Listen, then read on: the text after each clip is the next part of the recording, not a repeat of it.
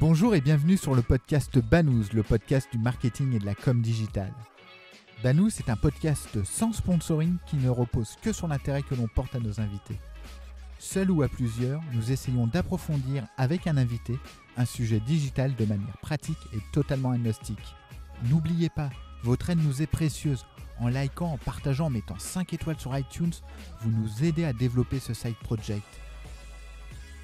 Bonne écoute. Salut Mathieu. Salut Laurent. Écoute, aujourd'hui je suis super content puisqu'on va faire un épisode spécial Banous. On a la chance de recevoir deux personnes. On va commencer par Yann Gabet, qui est cofondateur d'Origami, une école pour former au métier du digital. Ouais, métier opérationnel. Emmanuel Brunet, CEO d'Elariane. C'est exact. Merci de revenir, Emmanuel. Et Mathieu Réfé, mon compère, consultant, formateur dans le domaine du digital. Je valide. Durant cet échange, nous allons reprendre en fait les sujets importants ou qui nous semblent importants sur 2019. Et on va commencer tout de suite par un tout petit tour de table. Messieurs, est-ce que vous pouvez présenter votre thématique, Emmanuel ?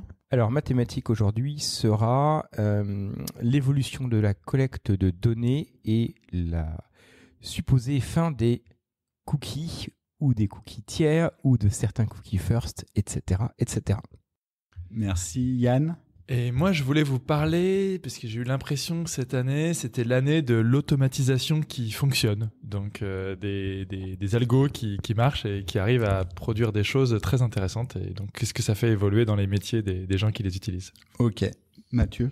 Alors pour ma part, je voudrais qu'on fasse un petit focus sur le local business et à mon sens la croissance des investissements dans les dispositifs de drive to store qui consistent donc à utiliser le digital pour générer du trafic en point de vente. Ok. Bon, moi je vais essayer de jouer à tirer à l'artisan, à essayer d'être présentateur. C'est assez compliqué, mine de rien. On va commencer tout de suite par toi, Emmanuel. Donc la fin des third-party cookies. Alors, oui, peut-être faire un résumé des épisodes précédents. Que s'est-il passé en 2019 et voir remontant un petit peu avant sur l'histoire des cookies au sens large et bien évidemment des cookies tiers.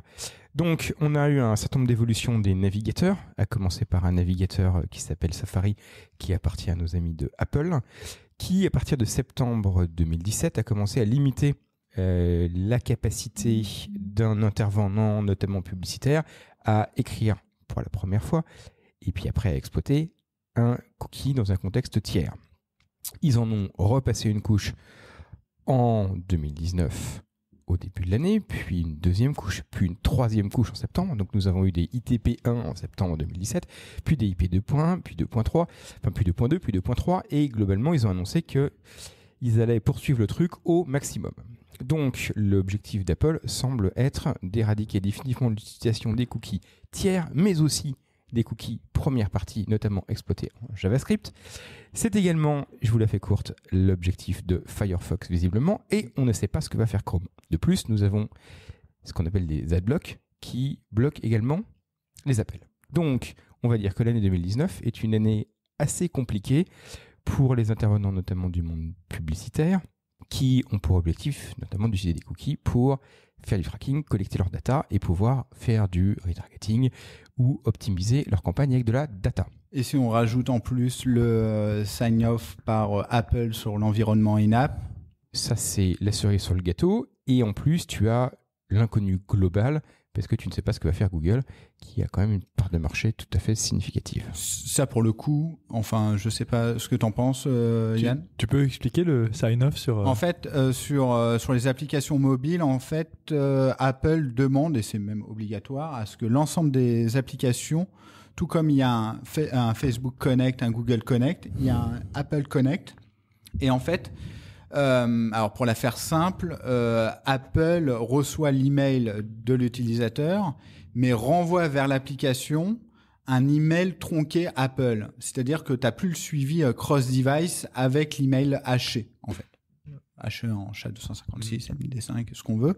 Et donc finalement, Apple devient la pierre de Rosette du monde applicatif en termes. Alors, la pierre de Rosette, je vais te la piquer, je vais la ressortir plus tard. Ouais, non, mais La pierre de Rosette. La pierre de Rosette. C'est beau. C'est beau. Et donc, Apple est la pierre de Rosette du monde applicatif, ce qui est la cerise sur le gâteau. En effet, merci. Pour Chrome, alors Chrome, on va voir, il y a beaucoup d'annonces, etc. Mais finalement, est-ce que ça va pas faire pchit? Qu'est-ce que t'en penses, toi? Alors, souvent, Google fait quand même un truc marrant, c'est qu'ils annoncent des trucs pour voir ce que ça suscite comme réaction, et puis en fonction, ils font ou ils font pas. C'est pas la première fois qu'ils font le coup. Donc, la vérité, c'est qu'on n'en sait rien. Ouais.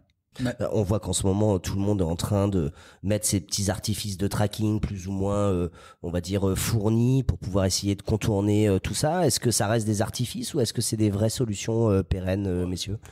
À mon avis, tu rentres dans surtout avec Apple, tu rentres dans un jeu du gendarme et des voleurs, donc généralement le truc est pas prêt de s'arrêter.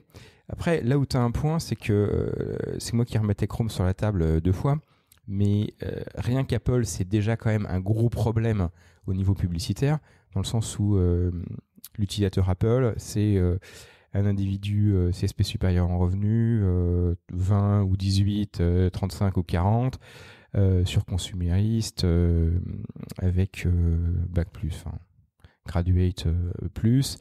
Donc, tu es quand même sur un peu la crème de la crème d'une cible média. Et déjà, ne pas pouvoir isoler ses audiences et pas pouvoir les adresser efficacement de manière publicitaire, hormis dans du ciblage contextuel, comme ce qu'on faisait quand j'ai commencé dans ce métier en 97, ça pose quand même un petit problème de qualité de plan média et on va dire même de stratégie média au global. Alors, il faut l'accepter finalement. Alors peut-être quand même des solutions, peut-être pas rentrer dans la tambouille et mettre les mains dans le cambouis, mais il y a quand même des solutions techniques. Le point, c'est que ces solutions techniques risquent de pas forcément être extrêmement pérennes et que l'idée, c'est qu'il faut travailler, à mon avis, sur des dispositifs de substitution pour arriver à exposer les audiences Apple autrement, de manière à garantir une structure de plan média qui soit pas tronquée d'une partie très adaptée de l'audience de certaines campagnes. Yann? Non, juste pour en termes d'impact, ça veut dire que tous les outils d'attribution, etc., vont se baser sur des données fausses. Ah non, là pour le coup, je parle pas d'attribution, parce que attribution, toutes les technos qui utilisent du cookie première partie posé en CNAME, donc que ce soit pour du Web Analytics ou de l'attrib, tu n'auras pas d'impact aujourd'hui. Après, tu en auras peut-être dans une itération ultérieure d'ITP. Là, le problème que tu as, c'est que tu peux pas, en cookie tiers, typiquement, retargeter des audiences qui ont réalisé un certain nombre d'actions en achetant de l'espace pour le compte du site d'e-commerce en question et exposer des internautes. C'est un truc qui devient compliqué sur des cibles type Apple et Firefox. Après, t'as pas mal de discours qui disent bah ouais, mais ça reste Apple, Firefox, part de marché limitée, etc. Le problème, c'est la distorsion et le fait que ce sont des cibles, même Firefox qui est encore plus petit, qui a un peu moins de 10% de part de marché en France. Ça reste une cible très intéressante pour ces annonceurs. Ils ouvrent la voie à d'autres, du coup, aussi. Et après, c'est pour ça que la question, c'est que vont faire les 60% de part de marché restants sur le sujet, quoi.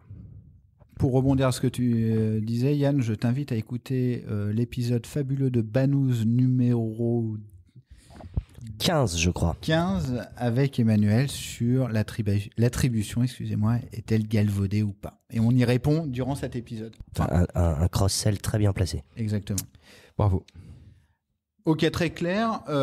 Les alternatives, en fait, tu as commencé à évoquer les techniques qui permettent de contourner, on va dire, l'ensemble de ces blocages. Donc, il y a le fameux CNAME qui est apparu dans la presse, qui est une technique assez ancienne, même très ancienne. Ça fait une quinzaine d'années que c'est utilisé.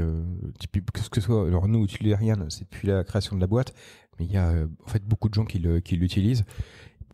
Ce qui est en plus une technique qui permet à l'annonceur de contrôler l'accès de quelqu'un à l'exploitation de son domaine, de couper le truc s'il y a un problème.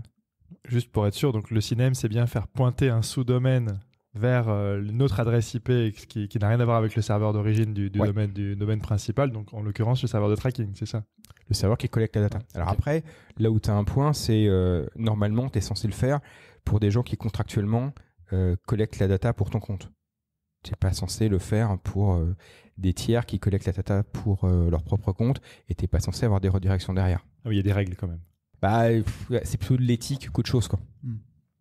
Et l'éthique dans le digital, on le sait, est très important. Donc... Les technologies de l'information et de la communication, c'est Voilà. ça, l'éthique. Les nouvelles technologies. Donc, on a le cinéma, on a l'utilisation de la first party. Bah, le cinéma, au niveau publicitaire, c'est quand même compliqué. C'est pratique pour faire de l'attribution ou du web analytics. C'est plus compliqué pour faire du reciblage derrière. Et là, pour le coup, c'est un peu plus borderline, quoi. Ok, donc c'est plus pour mesurer les perfs. Ça, pour le coup, tu peux quand même continuer à mesurer efficacement les perfs de tes campagnes sur des audiences Apple ou Firefox. Là où tu vas être tu auras plus de difficultés, c'est pour avoir une vision qui soit totalement cross-domaine et dire tiens, ce gars-là que j'ai vu sur toto.com, je le retrouve sur tutu.com pour lui remettre un bandeau, ou j'ai récupéré de la donnée d'une synchro à tel endroit et je lui rebalance le truc. De toute façon, on peut tourner le problème dans tous les sens. Ça va être quand même difficile de targeter les gens et de les suivre, entre guillemets, site par site, du fait qu'il n'y a plus de third party, en fait. Ouais, mais aujourd'hui, c'est quand même ce qui est vendu par la majeure partie des acteurs, quoi. Ouais. Alors après, tu as quand même un certain nombre de projets. Tu avais l'utilisation du local storage en alternative aux cookies. Mais c'est pour ça qu'Apple a lancé ITP 2.3 en disant les mecs, vous aviez une idée, elle est pas mauvaise, mais du coup, on va la mais breaker. même ça, c'est le sous-domaine qui est pris, donc tu peux pas suivre le gars, même à l'intérieur de son site web. Non, mais ça te donnait déjà un moyen quand même de... ça donnait une alternative quand même dans certains contextes au sujet. Après, tu as quand même beaucoup de gens qui travaillent sur de la collecte de bases longues comme le bras d'email haché en travaillant en serveur-serveur sur de l'email SHA-256 pour la récupérer d'un côté, la repasser à Facebook pour faire une custom audience et te refaire une campagne de retargeting sur des gens. Donc tu as quand même des solutions qui permettent de. Après, tu as aussi cette logique de dire que même probablement Apple ayant enclenché un mouvement, ayant dit qu'ils n'allaient pas forcément s'arrêter, il est fort probable qu'ils se mettent à essayer de bloquer toutes les tentatives possibles et imaginables les unes après les autres. Et l'histoire effectivement du sign-off app, c'est à mon avis dans cette logique-là aussi. Donc, pour résumer, on a le cinéma, on a l'utilisation de la first party cookie de l'annonceur ou du publisher. Est-ce que tu vois une autre méthode? Donc, on a évoqué le local storage. Ouais, alors, toutes les premières, c'est vraiment dans une logique de mesure.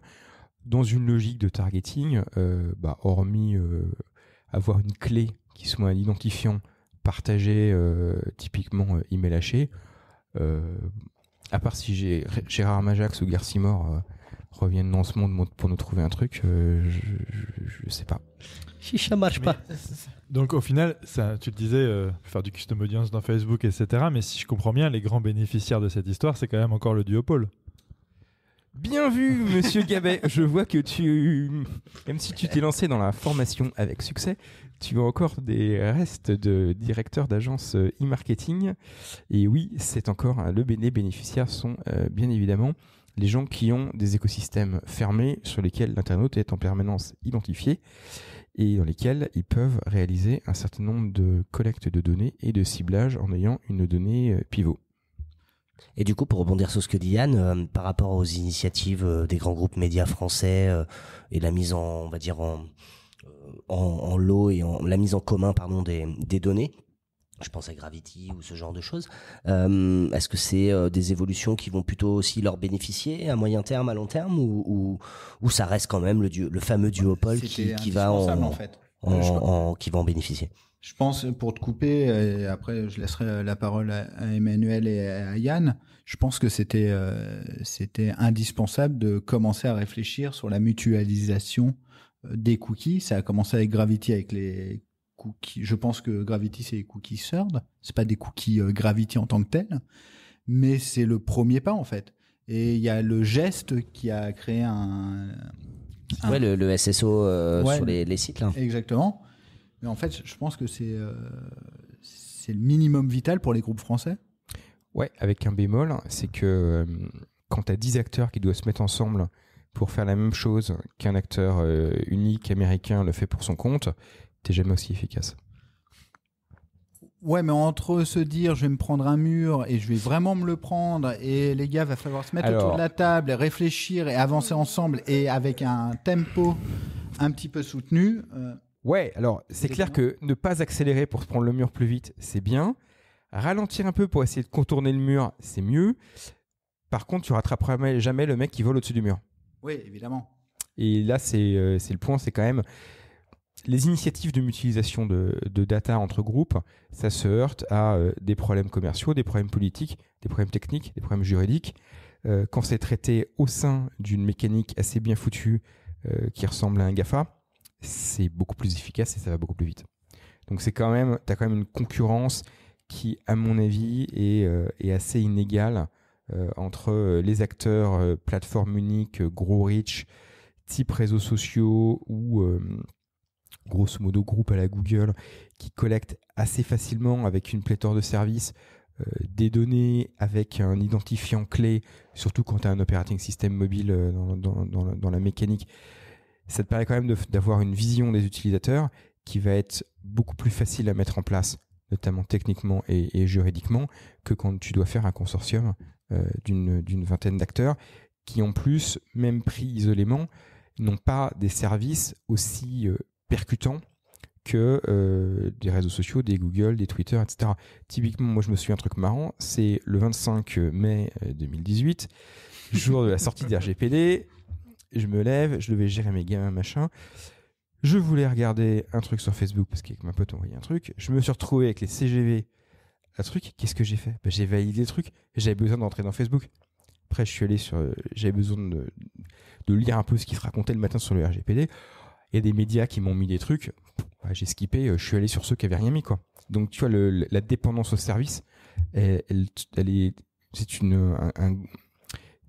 un facteur clé de succès qui est colossal dans la collecte de données, et que ça soit au niveau technique ou au niveau juridique. Mais le truc, moi, c'est que je remets pas du tout en cause ça, et c'est pas ce que tu fais d'ailleurs, toi non plus. C'est ils ont en fait, je ne comprends pas pourquoi les acteurs français ou même pas français, européens ou même américains hors GAFA ne s'organisent pas mieux pour créer des choses. Alors il y a des initiatives évidemment qui se font. Mais voilà, c'était juste ma pensée du soir, un jour de grève nationale. Mon côté. Non, mais c'est vrai que comme disait Emmanuel, c'est dur de s'organiser. Et, déjà, c'était un énorme pas qui était dans les journaux. Enfin, bon, ça a beaucoup de bruit dans le marché quand ils ont monté Gravity, que ces gens-là, on va dire, se serrent la main et fassent quelque chose ensemble. Après, c'est vrai que c'est très compliqué de s'accorder. Il y a des enjeux qui nous dépassent. Mais bon, il faut qu'ils avancent, sinon effectivement on va encore donner la confiture au cochon, aux GAFA, et qui ont déjà une place hyper prédominante dans les activations médias aujourd'hui, sur lesquelles ils sont quasiment indispensables, et aussi parce que la qualité de leur service est incontournable, enfin est indéniable. Comme tu disais Emmanuel, c'est vrai que aujourd'hui c'est la qualité du service qui va faire que l'utilisateur va, on va dire, nous donner l'autorisation d'utiliser ces données. Et c'est vrai que il faut miser sur cette qualité, la qualité du produit, du site à part entière, quoi. Ça, c'est le gros problème, hein. C'est que quand tu regardes le truc, ce qui va justifier que l'internaute donne des données, fournisse de l'info, etc., c'est le fait qu'il y ait quelque chose en retour. Et le meilleur de moteur de recherche, il n'est pas européen. Le meilleur réseau social, il n'est pas européen non plus. Le meilleur réseau social B2B, il n'est pas européen. Puis après, je peux te faire une liste relativement longue. Donc forcément, voilà. Ouais, mais le point commun majeur entre les deux, le moteur de recherche et les réseaux sociaux, c'est qu'en fait, ils produisent rien aujourd'hui. Ils produisent pas de contenu. Et donc, du coup, les producteurs de contenu aujourd'hui n'ont pas réussi, et je suis d'accord avec toi, ils vont pas dans cette direction-là, malheureusement, mais ils n'ont pas réussi à valoriser leur asset de départ, qui est la production. On est dans un monde où aujourd'hui, produire, j'ai l'impression que ça rapporte rien. Il vaut mieux intermédier. Mais en tout cas, s'ils arrivent à se mettre d'accord pour avoir quelque chose de commun, en termes de SSO, enfin de single sign-on, quelque chose qui leur permet au moins de rivaliser d'un point de vue technique pour suivre l'internaute, et qu'en plus ils capitalisent sur leur valeur ajoutée de départ, qui est quand même du contenu et du contexte de qualité. Moi j'ai commencé 2 ans après toi, et en effet il n'y avait que ça comme méthode de ciblage. en fait, à ce moment-là, peut-être qu'ils peuvent arriver à faire quelque chose, au moins résister un certain nombre d'années. Parce que s'il n'y a plus de contenu, de toute façon, il n'y a plus d'Internet. Donc, Mais je pense, sur le contenu, il y a un point sur lequel je pense que quand tu fais du contenu, je pense qu'il faut être jusqu'au boutiste et avoir des partis pris qui sont très forts et avoir une vraie qualité artistique et de création. Typiquement, tu vois, un HBO par exemple, les mecs ils ont fait un vrai carton sur une qualité de contenu. Disney nous refourgue du Star Wars à tire-larigot, ils ont une super licence. Moi, j'aime pas trop les nouveaux, mais on va dire que ça mobilise, ça fait quand même vraiment, c'est du contenu qui marche, etc., etc. Et en Europe, on n'a pas cette il y a Banous. Voilà, par exemple.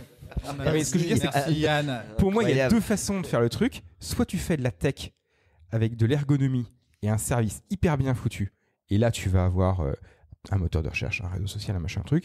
Soit tu ferais du vrai super contenu, hyper sexy, très bien créé, avec une vraie richesse, et un truc qui plaît à tout le monde. Mais le problème, c'est qu'en Europe, pour l'instant, malheureusement, on n'a pas faire du... Et puis ça coûte cher. Et ça coûte cher. Et en Europe, on n'a ni l'un ni l'autre. Mais ça veut dire qu'on ouvre la fenêtre et on se met tous à sauter par la fenêtre. Enfin, il faut. Bon, on est au deuxième, donc on a quand même une chance. Non, mais comment vous voyez si on fait un tout petit peu de prospective, c'est un peu naze, mais c'est quoi ? C'est on a perdu et on regarde les grands Américains, les grands Chinois nous manger à petit feu, ou l'essor de l'Europe peut se faire ? Emmanuel ? Moi, j'espère. Je pense qu'il faut espérer une prise de conscience politique. De toute façon, là, on en est à un point où tu as une telle hégémonie américaine que je pense que seule une réaction protectionniste européenne a peut-être moyen d'inverser la tendance. Yann ? Moi, je pense que tout ça sera balayé par 3 degrés de plus, donc au final... D'accord. Ouais, mais il se passera des trucs avant les 3 degrés de plus. Faudra acheter une Tesla ? Non. Ouais. Ou une Renault Zoé. Très très bonne voiture, la Tesla. On achètera tous des Renault Une Renault Zoé, ouais, Une merci. Renault Zoé, ouais. Tesla, c'est les grands Américains, excuse-moi, mais c'est une le Renault paradoxe, Zoé, hein. c'est bien de chez nous. Ouais. Mathieu ? Non, pour essayer d'être entre les deux, c'est vrai qu'on a fait un truc en Europe qui s'appelle le RGPD, qui a plein de biais, qui a pas non plus révolutionné énormément de choses, mais qui était une belle démarche. Maintenant, je suis pas non plus hyper optimiste sur l'évolution et sur notre capacité à pouvoir reprendre une place au milieu de ces deux grands géants là. Effectivement, comme le dit Emmanuel, à part un gros coup de collier politique ou vraiment des choses un peu contraintes, je vois pas comment on va pouvoir ressortir grandi de ce truc-là. On est quand même très très dépendant, quoi. Après, il faut aussi dissocier les différentes boîtes. Je pense que entre les GAFA, c'est pas non plus le même type d'hégémonie ni le même type de niveau de risque. Enfin, on va pas rentrer dans les détails, mais je pense que faut pas forcément tout mettre dans le même panier, quoi. Eh ben, écoutez, est-ce que vous avez quelque chose à rajouter sur cette première thématique, Mathieu ? Non, je crois qu'on a bien fait le tour là. On va tous se jeter par la fenêtre là, ouais. Non. Emmanuel ? Situation normal, all fucked up. Yann ? C'est bon.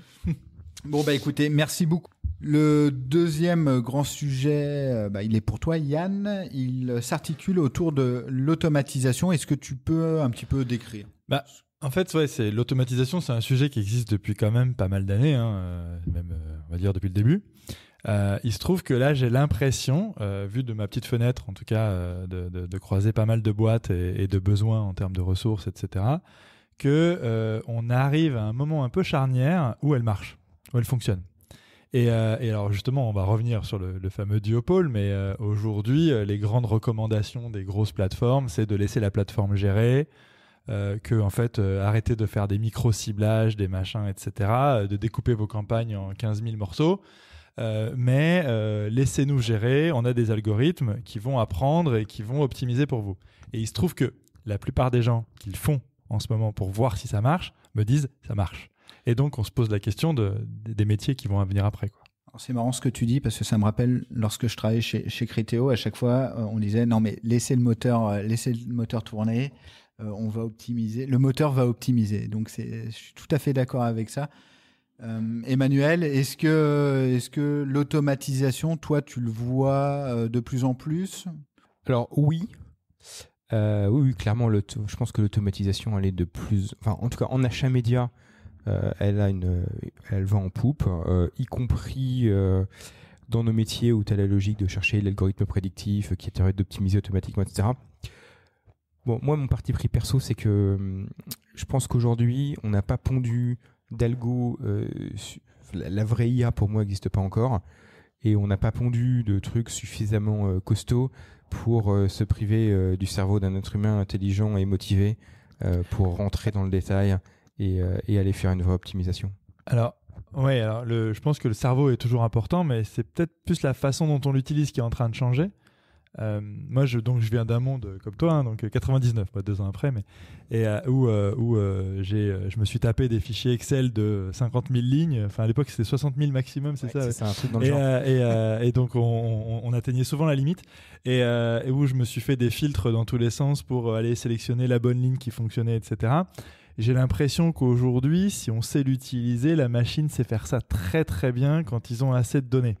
Alors, je suis assez d'accord. Moi, ce qui me gêne, c'est quand c'est la machine du vendeur qui fait l'opti. Ah oui, ça c'est sûr.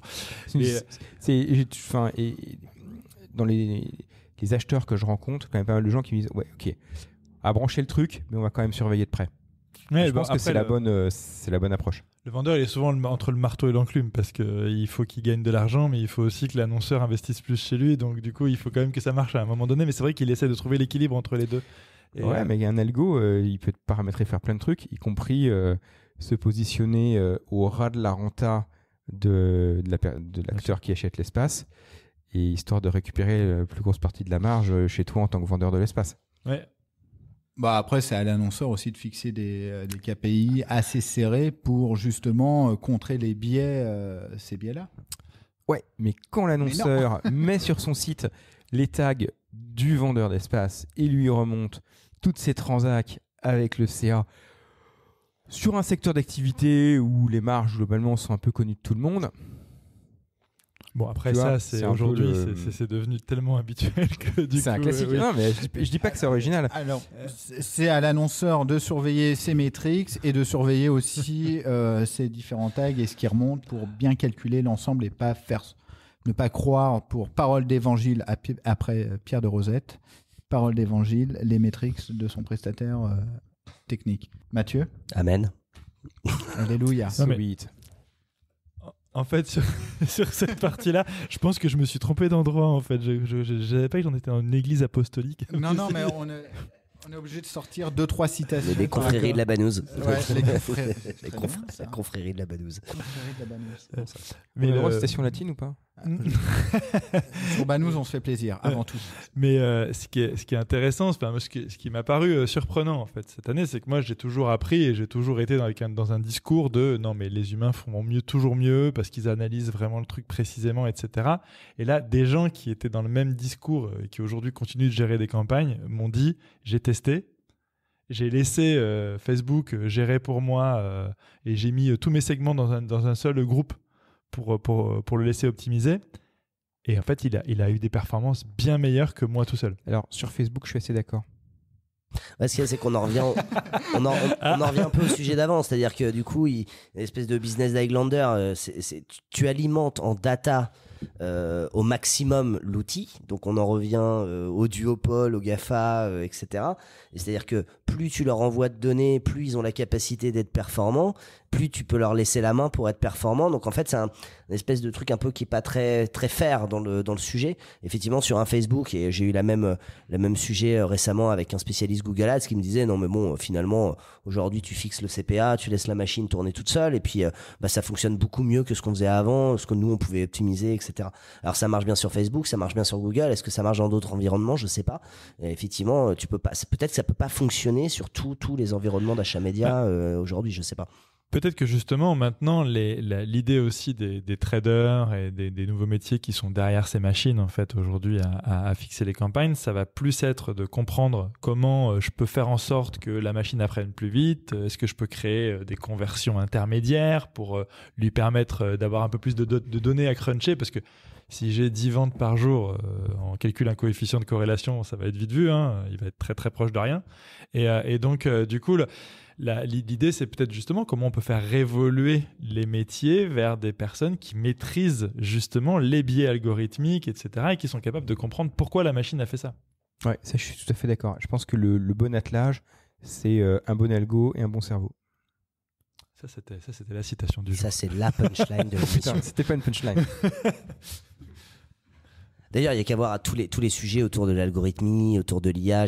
Récemment, j'ai vu un truc sur les réseaux sociaux qui disait si c'est écrit en Python, c'est du machine learning, si c'est un PowerPoint, c'est de l'IA.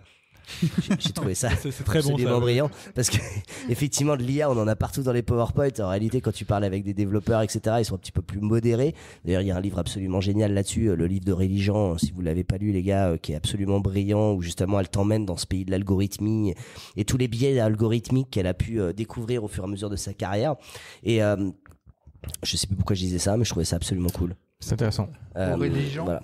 Aurélie Jean, Aurélie Jean, qui est une nana brillantissime, qui a fait le MIT, qui a fait la Sorbonne, qui a fait les mines, et qui est un espèce de tête de proue de l'algorithmie française dans le monde, je crois, non ? Elle a pas fait origami, donc. Elle a pas fait origami.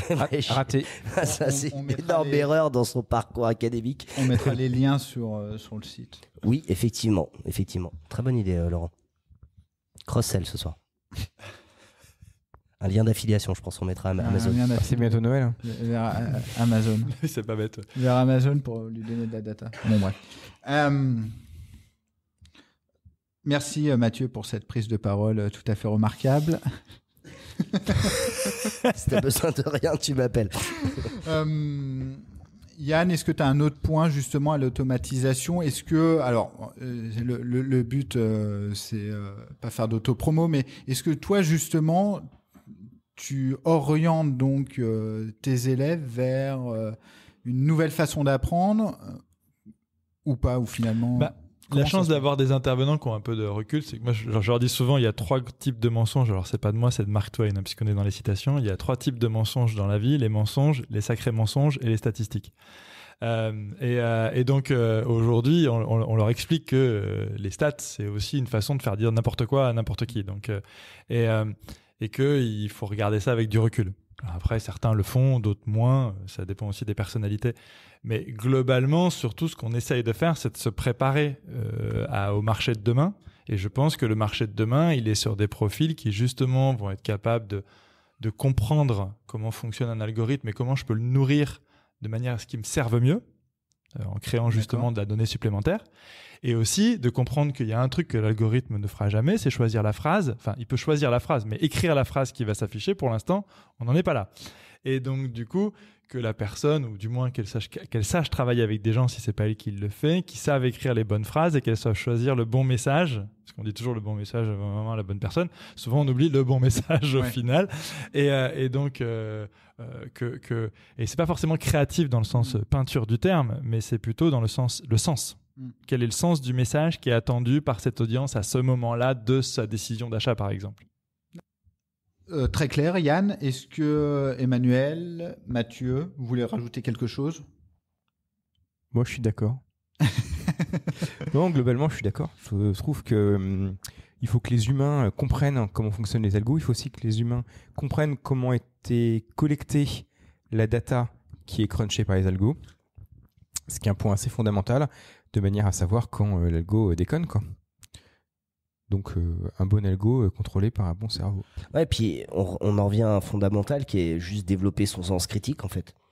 De pouvoir aller challenger en fait les idées qu'on nous propose, les données qu'on nous propose. Challenger la vente post-view 30 jours. Oui, ça oui. Encore, ça je crois, ouais. Je sais pas, on faut pas On trop est quand même plutôt sur 24 heures, hein, mais. Oui, ça change pas grand-chose. avec mais après, ça dépend du post-view vu, du post-view pas vu. Enfin, à notre époque, on en avait vu 30 jours, mais je crois que ça n'existe plus maintenant. Le site Under. Est-ce que le site Under est pertinent en 2019 ? Ça, c'est la question.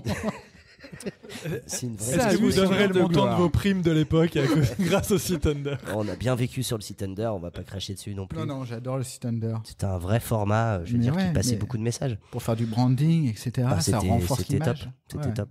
Ben, on en a même cherché d'Alembert, on en a acheté pour des clients. Hein. Et ça marchait pas si mal que ça. Ouais, ce soir, c'est confession intime. Donc voilà, bon, ça remonte à 2003, je pense. Mais, 2003, ça va. 2003, Emmanuel, ça va. 2003-2004. Ouais, non, c'est bon. Bon, avant de trop déraper, merci Yann. Mathieu, écoute, on va passer à ton sujet. Donc moi, je voulais parler du Drive to Store. J'ai baigné là-dedans ces dernières années et je trouve que c'est des dispositifs assez chouettes à plein d'égards. On parle de désertion des centres-villes, on parle d'e-commerce à tout bout de champ. On oublie aussi que les transactions elles sont encore majoritairement offline en réalité, dans les magasins physiques. Voilà, pour plein de raisons. Alors l'alimentaire, oui, soit, mais il y a aussi en fait tout ce pan de commerce local qui aujourd'hui commence à être mature. Voilà, tout simplement parce que ça fait une vingtaine d'années que le numérique est ancré un petit peu dans la tête et les formations d'un peu tout le monde, où on arrive à appréhender en fait ces outils. On arrive à créer une page Facebook assez très simplement, à l'alimenter, à créer du contenu à notre petite échelle de commerçant local, à fidéliser en fait sa clientèle et à utiliser les outils numériques. Et ça, les grands groupes s'en sont bien rendus compte. Alors il y a des acteurs historiques sur le sujet français, sur local par exemple, mais il y en a plein d'autres. Il y a l'émergence et on va dire au niveau des enseignes aussi cette problématique de pouvoir toujours communiquer la bonne offre de manière hyper locale et géolocalisée à sa cible. Et à la bonne offre au bon endroit en fait. Oui, bah c'est toujours le McDo, et au bon moment. le Sunday offert. Alors bon, celui-là on le connaît par cœur, on l'a sur Waze, on l'a sur Facebook, on l'a en interstitiel mobile, etc. Mais les marques investissent de plus en plus dessus et les commerçants locaux et les petits réseaux investissent également. Je trouve ça chouette. Voilà, je trouve ça chouette parce que ça démocratise en fait l'usage du numérique, ça évangélise un petit peu tout le monde, même des gens qui sont pas du métier du digital ou de la communication digitale, on va dire par nature, par ADN. Ça permet de mieux comprendre les codes en fait de ces outils-là. Ça permet aussi de faire émerger des petites marques, des petits commerçants au niveau local. Ça permet de fédérer en fait des quartiers, des réseaux et je trouve que cette année on a de plus en plus d'acteurs qui mettent à disposition des outils qui vont dans ce sens-là pour facilement animer son point de vente, pour le digitaliser, pour recueillir en fait des adresses email, pour créer ces petits programmes de fidélisation et je trouve que ça prend bien. Je trouve que en tant que consommateur aussi, je trouve qu'il y a de la réponse en face de ça et je trouve ça chouette. Je trouve que 2019 a été cool là-dessus. Bah après cette intro de 4 minutes 50. Non, je déconne. Non, mais tu sentais la passion ou pas? Je sentais la passion. En fait, ce secteur a pris quand même une bonne baffe, si vous me permettez l'expression, cette troisième et dernière expression. En 2018, sur le consentement géolocalisé suite à la géolocalisation. Est-ce que c'est de ça dont tu parles? Non, oui et non, non, j'essaie de scinder les sujets. C'est plutôt le côté les commerçants aujourd'hui arrivent à utiliser les outils digitaux pour communiquer et faire venir du monde en point de vente. Parce que les outils sont plus simples, parce que les outils sont plus abordables au niveau Google My Business. Et alors, je cite Google My Business, l'utilisation des SMS qui est en très très forte croissance. J'étais avec un acteur du SMS marketing la semaine passée qui est on va dire vraiment en très très forte croissance, que ce soit des grandes marques, que ce soit justement de cette long tail en fait qui va investir. Et bah oui, ça marche le SMS, c'est hyper étonnant. Moi, pour l'avoir utilisé, j'avais des 13-14% de taux de clic sur mes SMS en acquisition, messieurs. Oui. Et on dit bravo. En acquisition. Et en feed, on était à 20 ou 25% de clics sur les SMS de feed. Donc c'est quelque chose qui est certes intrusif, mais quand il est bien utilisé, fonctionne et fait venir en fait du monde en point de vente à partir du moment où ton contenu, ton offre, elle est adaptée. Emmanuel, tu as un truc à dire sur ça? Finalement, en fait, c'est après avoir rincé les grands groupes, les GAFA se positionnent sur les petits commerces de proximité et vont rafler la mise, non? Ouais, c'est complètement ça. Hein. Alors moi, j'aime quand même bien. Je suis pas quand même radicalement, basiquement anti GAFA. Moi, je trouve typiquement ce que fait. Je trouve que Facebook typiquement ou Google Maps sont des super outils pour quelqu'un qui a une boutique dans un quartier. qui veut interagir avec ses clients. Tu vas avoir sur Google Maps, tu vas avoir des mecs qui vont te mettre des notes, tu vas pouvoir répondre, commenter, tu vas interagir, tu vas te faire ta page, etc. Sur Facebook, tu vas avoir la page de ton commerce, tu peux interagir, tu peux gérer de la prise de rendez-vous quand t'es coiffeur, etc. Je trouve que, bon, après, il y a le côté, oui, bien évidemment, les entreprises cotées type Google, Facebook & Co. font pas ça pour le plaisir. Mais là, j'y vois une forme de rôle social et je pense que ça peut avoir un impact sur la revitalisation des centres-villes et l'évolution on va dire, de la société en France au global, ramener les gens des grandes surfaces de périurbaines vers les centres-villes, faire découvrir des gens qui ont une passion, un métier, une boutique, un truc. Donc je trouve que souvent on est dans notre milieu digital un peu en train de tourner en boucle dans notre monde à nous et en s'apportant de la valeur à nous-mêmes quand on arrive à en trouver, mais avec une action sociétale qui est quand même qui a un impact extrêmement limité. Là, pour le coup, je trouve que tout ce qui est du digital vers le local, ça a un impact réel au niveau business, mais ça peut aussi jouer un rôle sociétal. Et donc ça, moi, je trouve ça cool. Yann ? En fait, non, je te rejoins et j'ai eu l'occasion de tester ça il y a 4 ou 5 ans. J'avais un copain, Stéphane, si tu nous écoutes, qui avait un proxy market au Revest, à côté de Toulon. Et non, mais je suis très précis. Hein, et donc, il est venu me voir en me disant Facebook, je sais pas trop. Et donc, je lui ai dit, écoute, si tu veux, on fait un test, on va voir, en fait. Et on a fait un test pour des chocolats de Noël. En fait, il a jamais vendu autant de chocolat de Noël. On a fait venir un paquet de gens dans son proxy market. Et donc, même moi, j'étais surpris, honnêtement. Hein. Je m'attendais pas du tout à ça. Et en effet, ça fonctionne. Localement, ça fonctionne et c'est impressionnant. Et on avait dépensé 15 €. Hein. Donc, c'était pas non plus un investissement de fou. Et parce qu'on touchait quoi, 1000 personnes. Donc, en termes de. Donc ça marche. Ce qui est étonnant, en fait, là, encore une fois. Alors après, je connais pas toutes les initiatives de groupes comme SoLocal, etc. Ce qui m'étonne, c'est que j'ai l'impression que c'est encore un truc qu'on a loupé ou qu'on est en train de louper. Parce qu'avant, il y avait le monsieur des PTT qui venait au bar des chasseurs avec son petit annuaire et son stylo et qui disait « Bon alors, je vous en mets pour combien ?» Donc je fais le geste de l'épicier. Et en fait, et du coup, eux, ils sont restés sur ce modèle-là. D'autres sont arrivés et pourtant, j'ai l'impression que le SoLocal se modernise énormément. Mais encore une fois, là, c'est un peu en retrait, quoi. J'ai l'impression que où qu'on regarde, ou quelle que soit la verticale de business digital qu'on regarde, c'est le reach qui gouverne. Hein, et malheureusement, le reach, il n'est pas chez SoLocal. Enfin, malheureusement pour SoLocal. Et surtout, les coûts d'acquisition client pour ces gens-là, pour ces groupes-là, SoLocal, sont énormes. C'est-à-dire que vendre la popote de SoLocal à des centaines de milliers de commerçants en France, ça a un coût d'acquisition absolument dingue. Et c'est vrai que la recette de cuisine par rapport à la rentabilité de l'activité aussi, elle n'a pas vraiment été trouvée par ces groupes-là, malheureusement. Ce qui aurait pu permettre d'équiper ces commerces, tu vois, avec des outils, parce que les outils de SoLocal sont quand même hyper chouettes, de présence management, de review, etc., de génération d'avis, enfin, qui sont quand même cool.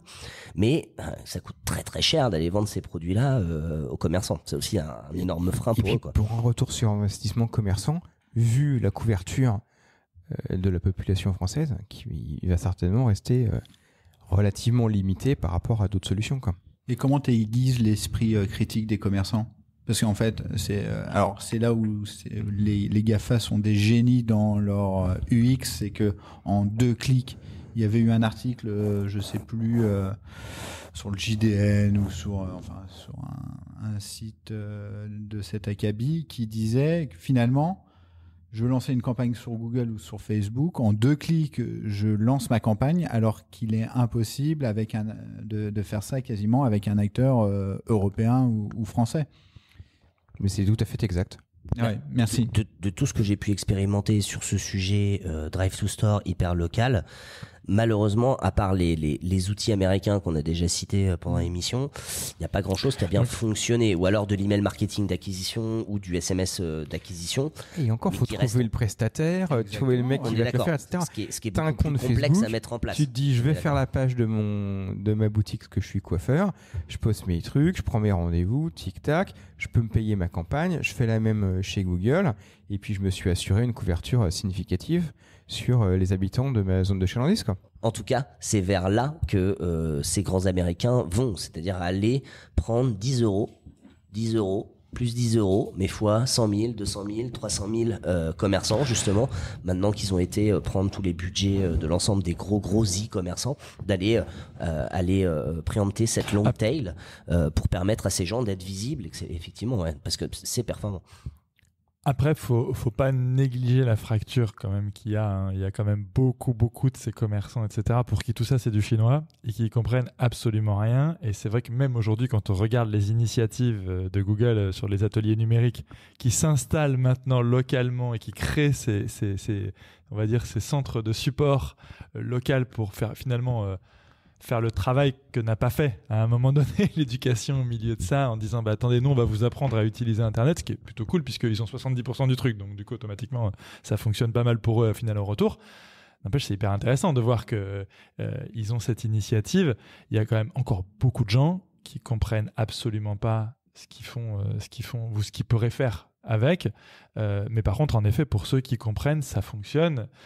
Est-ce que ça va pas accélérer, là, pour le coup, encore une fracture en disant, y a ceux qui savent comment ça marche et qui vont bien s'en sortir, et puis il y a les autres qui vont fermer, quoi. Donc, je suis assez optimiste sur ce sujet. Moi, je pense qu'il va y avoir un effet d'entraînement, un effet de traction. Je passais peut-être mon passage dans le SaaS qui fait ça, mais un effet de traction des commerçants entre eux. Le traction, c'est combien en levée de fonds, 2 millions pour l'avoir expérimenté, le commerçant est très pragmatique. C'est-à-dire que je pense que c'est les gens les plus héroïstes avec qui j'ai travaillé dans ma courte carrière, parce que moi j'ai commencé en 2007, désolé les gars. C'est des gens extrêmement héroïstes, c'est-à-dire qu'ils mettent 1 euro, il faut vraiment savoir combien ils vont faire de vente et de marge, surtout par rapport à l'euro. Donc mais une fois que tu lui as démontré la capacité d'héroïne du levier, là il est conquis. Ce que je te propose, Mathieu, c'est de prendre une Zoé brandée Banous et évangéliser en fait tous les petits commerces de France et de Navarre sur l'utilisation. Je prends mon bâton de pèlerin et je vais faire cliquer tous les commerçants. Super. Commence par les Vosges. Les Vosges. Pourquoi les Vosges ? Comme ça. Je crois que attention, les batteries au lithium n'aiment pas le froid. Ah bah oui, justement. Bon, pour continuer, point à Yann, ouais. En fait, il y a peut-être un truc aussi quand même, parce qu'il y a un sujet sur lequel, pour l'instant, le duopole n'est pas encore bien installé, c'est la télévision. Et quand la télé adressable, alors là, on n'est plus trop sur la rétrospective de 2019, mais si, parce que c'est la naissance des DSP télé.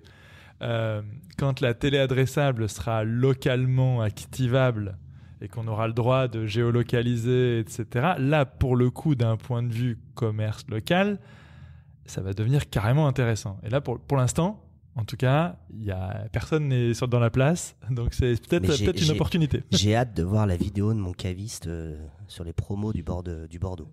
Ou manger après le spectacle. Ouais, exactement. Alors, je veux pas faire de l'autopromo, mais il y a un épisode de Banous sur la télé connectée avec Olivier Dansac, le numéro 25 de mémoire. Et qui est brillantissime. Quelle mémoire.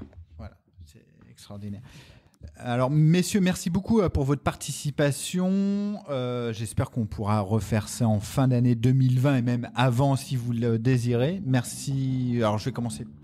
Alors, les auditeurs ne vont pas voir le tour de table, mais merci Mathieu. Je suis à la gauche de Laurent. Ouais. Merci Laurent. Merci pour ton accueil. Merci Yann. Merci Laurent. Merci Emmanuel. Merci Laurent. N'oubliez pas de poser l'ensemble de vos questions marketing sur le site Banous. On a créé un petit espace dédié. On essaiera d'y répondre à chaque épisode. Et puis voilà. Et puis vive la Banous. Et vive la Banous.